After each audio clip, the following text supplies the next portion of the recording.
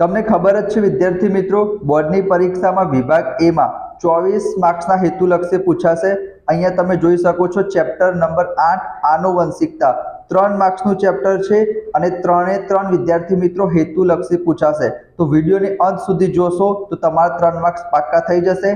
આપણે smart work કરીશું અને હું તમને ગેરંટી સાથે કહું છું 5-5 મિનિટના વિડીયો હશે, બધા જ વિડીયો તમે જોઈ લીધા, 24 માંથી 24 માર્ક્સ તમારા આવશે। તો સૌથી પહેલા વિડીયોને લાઈક કરીને ચેનલને સબસ્ક્રાઇબ કરી દેજો। પહેલા નંબરનો ક્વેશ્ચન શું લખેલું છે?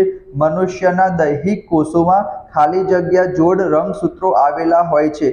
માર્ચ 2022 માં પૂછાયો તો 23 જોડ રંગસૂત્ર હશે વિદ્યાર્થી મિત્રો, અને સંખ્યા કે તો 46, પણ જોડ કે તો આપણે શું લખીશું? 23 લખીશું। બીજા નંબરનો ક્વેશ્ચન પણ તમે જો વિદ્યાર્થી મિત્રો, જુલાઈ 2022 રિપીટરમાં પૂછાયો હતો કે વટાણાના ઊંચા અને નીચા છોડ વચ્ચે સંકરણ કરાવતા બધા જ છોડ ઊંચા મળ્યા, કારણ કે ઊંચાપણું વિદ્યાર્થી મિત્રો પ્રભાવી લક્ષણ આવશે, અને જો કેપિટલ ટી હશે વિદ્યાર્થી મિત્રો એ પ્રભાવી આવશે, અને સ્મોલ ટી વિદ્યાર્થી મિત્રો પ્રચ્છન્ન આવશે, એ પણ યાદ રાખજો।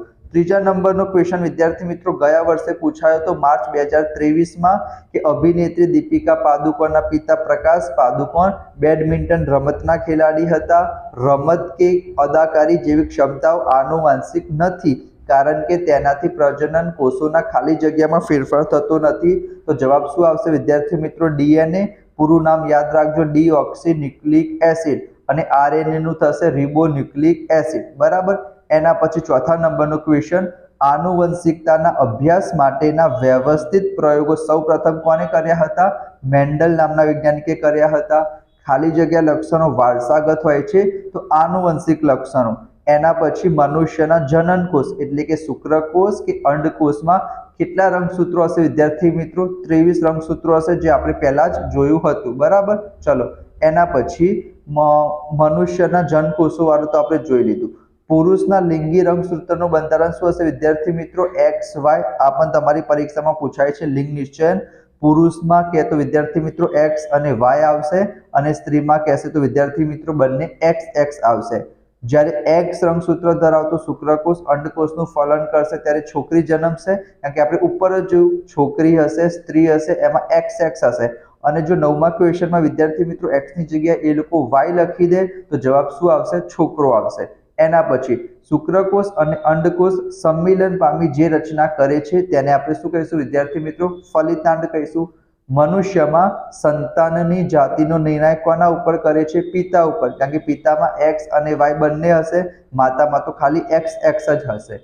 એના પછી પુરુષમાં બે પ્રકારના શુક્રકોષો ઉત્પન્ન થાય છે, X અને Y રંગસૂત્ર ધરાવતા શુક્રકોષો ખાલી જગ્યા ટકા હોય છે 50%, 50% Y રંગસૂત્ર હશે, 50% X રંગસૂત્ર હશે।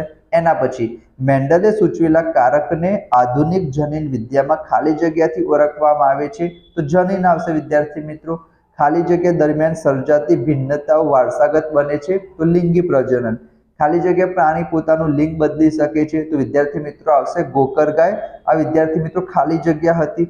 એના સિવાય તમને MCQ માં પણ પૂછાય, પહેલો ક્વેશ્ચન તો આવડતો જ હશે, 23 જોડ રંગસૂત્ર છે। માર્ચ 22 માં પૂછાયો તો વિદ્યાર્થી મિત્રો સજીવોના લક્ષણો કોના દ્વારા પ્રભાવિત હોય છે? તો માતૃ અને પિતૃ બંનેના ડીએનએ ઉપરથી। એના પછી આનુવંશિકતાની વ્યાખ્યા છે કે જે સજીવોના લક્ષણો હશે એક પેઢીમાંથી બીજી પેઢીમાં ઉતરી આવશે, એને આપણે શું કહીશું? આનુવંશિકતા કહીશું। આનુવંશિકતા માટેના સૌથી પહેલા પ્રયોગો કોણે કર્યા હતા? મેન્ડલે કર્યા હતા। તમે વિડીયોને અંત સુધી જોશો ને તો ઓલરેડી બધા ક્વેશ્ચન તમારા સબકોન્શિયસ માઇન્ડમાં ફિટ થઈ જશે। એના પછી અર્ધીકરણ કોને કહેવાય? તો લિંગી પ્રજનન કરતા સજીવોમાં જનન કોષોના નિર્માણમાં કઈ પ્રક્રિયા રંગસૂત્રોની દ્રષ્ટિએ મહત્વની છે? તો આવશે વિદ્યાર્થી મિત્રો અર્ધીકરણ। એના પછી મેન્ડલે જે વટાણાના ઊંચા છોડ અને નીચા છોડ વચ્ચે સંકરણ કરીને જે F1 પેઢી મેળવી હતી, એના છોડ કેવા હતા? બધા જ ઊંચા હતા, કારણ કે તમને ઉપર જ કીધું કેપિટલ ટી પ્રભાવી ધરાવશે।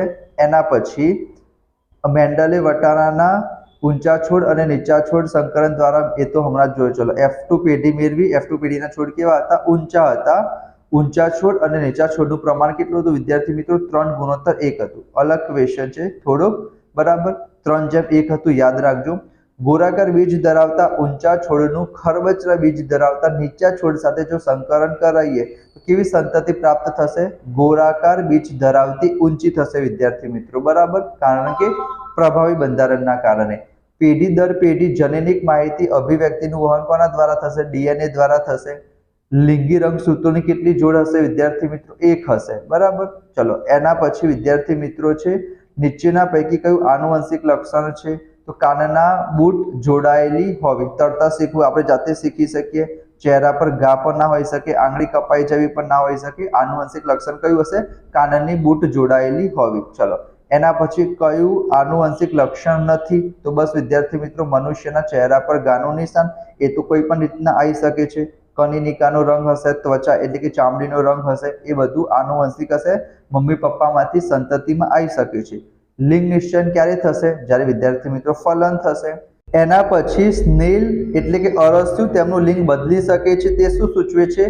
તેમાં લિંગ નિશ્ચયન વિદ્યાર્થી મિત્રો આનુવંશિક નથી, બરાબર, કારણ કે એ એનું લિંગ બદલી શકે છે. એના પછી 15મા નંબરનો ક્વેશ્ચન વિદ્યાર્થી મિત્રો, સ્નેલ હમણાં જોયું આપણે લિંગ બદલી શકે છે, તો પહેલામાં બી આવશે. એના ઉપરથી જ તમને ખબર પડી જાય કે સાચો જવાબ શું આવશે? એ આવશે. મનુષ્યમાં વિદ્યાર્થી મિત્રો માદામાં X હશે, એના પછી Y એટલે કે નર. એના પછી કાચબામાં જોવા જઈએ વિદ્યાર્થી મિત્રો તો ઊંચું તાપમાન માદાનો વિકાસ પ્રેરે છે, અને મગરમાં જોવા જઈએ તો ઊંચા તાપમાને નરનો વિકાસ પ્રેરે છે. તો આ જ છે વિદ્યાર્થી મિત્રો આનુવંશિકતા ચેપ્ટરમાંથી મોસ્ટ ઇમ્પોર્ટન્ટ ક્વેશ્ચન જે તમારી પરીક્ષામાં પૂછાશે, આનામાંથી જ પૂછાશે. અને આના સિવાય આપણે બધા ચેપ્ટરના મોસ્ટ ઇમ્પોર્ટન્ટ ક્વેશ્ચન કરવાના છીએ, જે ચેપ્ટરમાંથી જે રીતના પૂછાય છે. અહીંયા વિદ્યાર્થી મિત્રો તમને સ્ક્રીન ઉપર પણ અમુક વિડીયો દેખાશે, તો એને તમે જોઈ લેજો. પ્લેલિસ્ટ બનાવેલી છે વિદ્યાર્થી મિત્રો, તમારા 100% માર્ક્સ આવશે. તમે જેટલી એક્સપેક્ટેશન કરી હશે એટલા માર્ક્સ આવશે, એના કરતાં વધારે માર્ક્સ આવશે. તો વિડીયોને લાઇક કરીને ચેનલને સબસ્ક્રાઇબ કરી દેજો વિદ્યાર્થી મિત્રો. Thank you so much.